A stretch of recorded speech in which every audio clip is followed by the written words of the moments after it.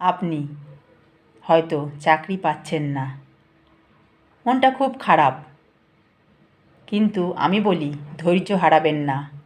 ছোটোখাটো একটা ব্যবসা শুরু করুন, অল্প কিছু দিয়ে শুরু করুন, দেখবেন একদিন সেই ব্যবসা অনেক বড় হবে। লোকে 5 রকম কথা বলবে, বলুক, তাতে কি? কী ব্যবসা করছে? কাজের কোনো ভেদাভেদ হয় না। যদি আপনি কঠোর পরিশ্রম করেন, ধৈর্য ধরেন, অপেক্ষা করেন, দেখবেন একদিন আপনার সাফল্য আসবেই।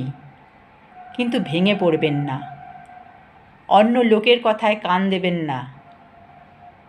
কি ব্যবসা করছে? হ্যাঁ, এই তো ছিরি। 5টা লোকে 5 রকম কথা বলবে। তাদের কথা শুনবেন না, এক কান দিয়ে শুনবেন আর এক কান দিয়ে বার করে দেবেন। চাকরি পাচ্ছেন না, কি আছে? ছোটোখাটো দিয়ে শুরু করবেন। মনে রাখবেন 100 টাকা 1 টাকা থেকে শুরু হয়েই কিন্তু 100 টাকা হয়। তাই কখনো ধৈর্য হারাবেন না, কঠোর পরিশ্রম করবেন, দেখবেন একদিন আপনি ঠিক সাফল্য অর্জন করতে পারবেন।